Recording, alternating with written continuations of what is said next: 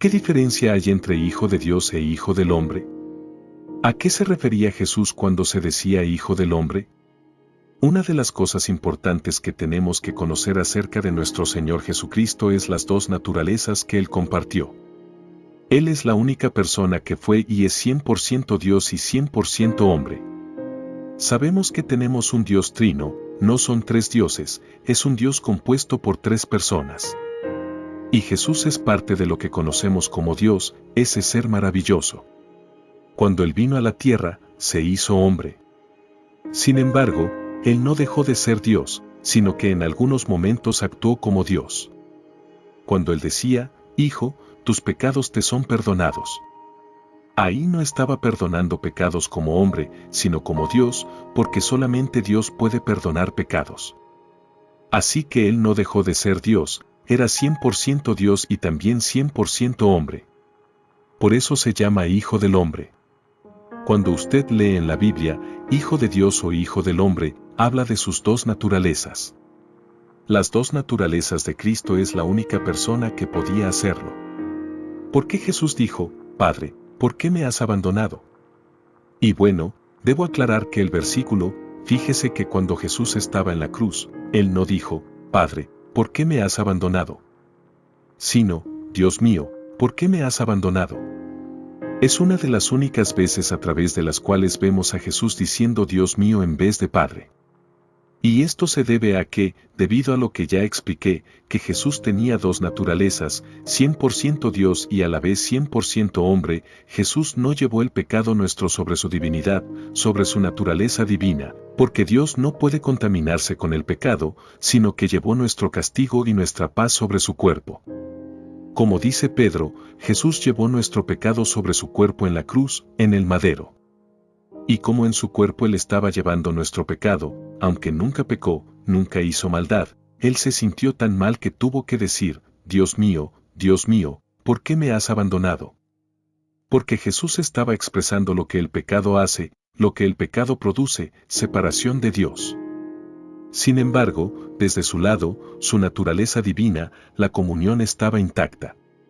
Con la comunión, Padre e Hijo nunca se rompió, porque Dios no puede romperse.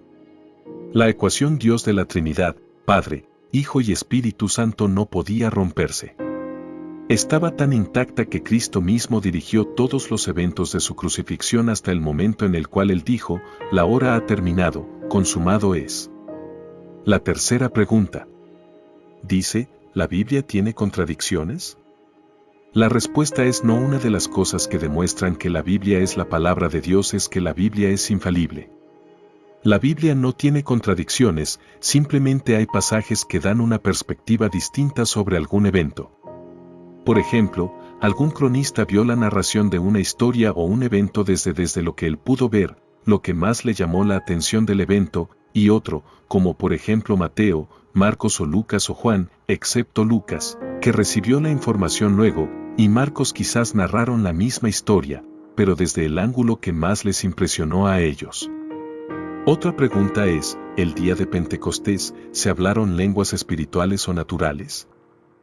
Es importante que comprendamos que cuando la Biblia habla acerca del bautismo del Espíritu Santo, que es distinto al bautismo en el cuerpo, una vez que recibimos a Cristo, el Espíritu Santo vive ya dentro de nuestro corazón, no es que hablen lenguas para tener el Espíritu Santo, pero hay una dimensión más, un regalo, un paquete que viene. Un regalo que viene como paquete de la salvación y es el bautismo del Espíritu Santo, lo que aconteció en Pentecostés en el cual el Espíritu Santo no solamente vive en la persona sino que viene sobre la persona y la evidencia más real de esto, de ese bautismo del Espíritu, como dijo Juan el Bautista, que Cristo bautizaría con Espíritu Santo y fuego. Como lo vimos en Pentecostés, llamas de fuego sobre sus cabezas, eso la evidencia es el hablar en otras lenguas y cuando el Nuevo Testamento presenta el hablar en otras lenguas, pueden haber lenguas naturales, por ejemplo, digamos que de pronto Dios me use a mí para hablar en un idioma que yo no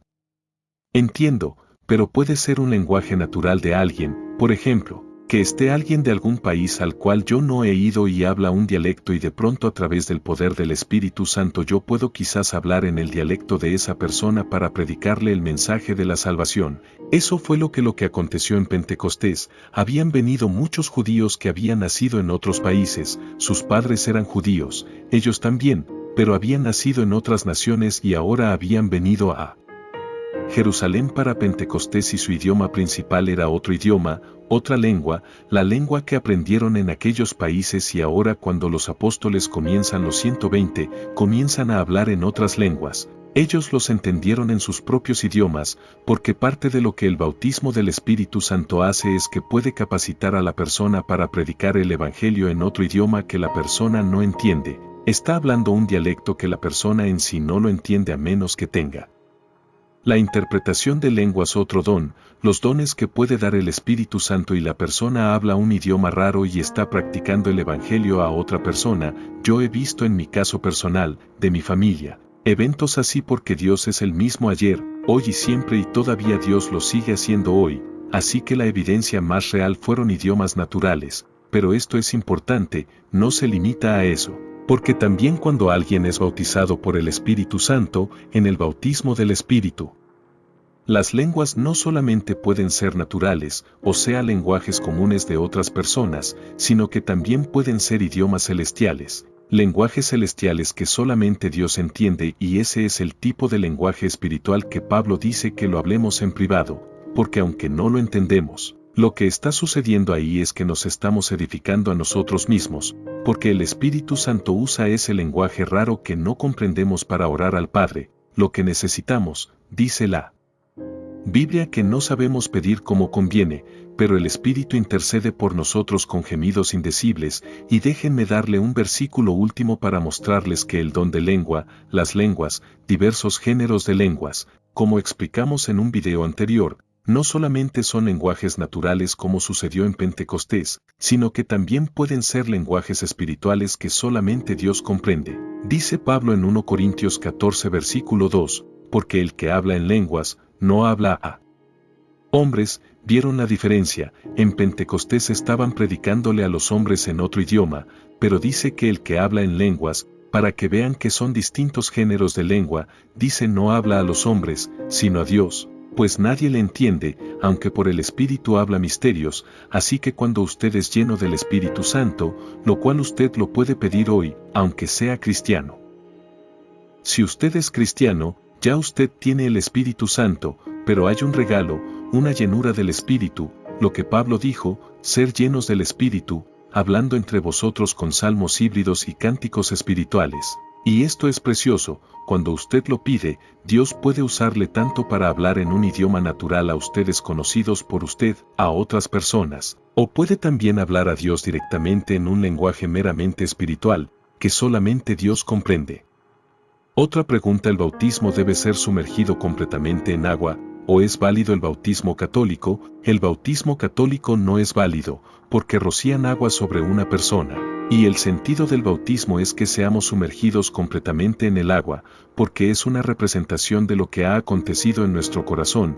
Cuando venimos a Cristo, el viejo hombre muere y es sepultado. Así como Cristo fue sepultado y murió, dice la Biblia que nosotros, el hombre viejo, ha muerto en pecado y sepultado con Cristo. Lo que dijo Pablo: con Cristo estoy juntamente crucificado y ya no vivo yo ahora, Cristo vive en mí. Y cuando alguien sale del agua, que ha sido sumergido completamente, representa lo que ha acontecido en su corazón. El hombre viejo murió, fue sepultado bajo las aguas totalmente, y entonces ha nacido, ha resucitado una nueva criatura, porque el que está en Cristo, nueva criatura. Y qué hermoso es el Evangelio.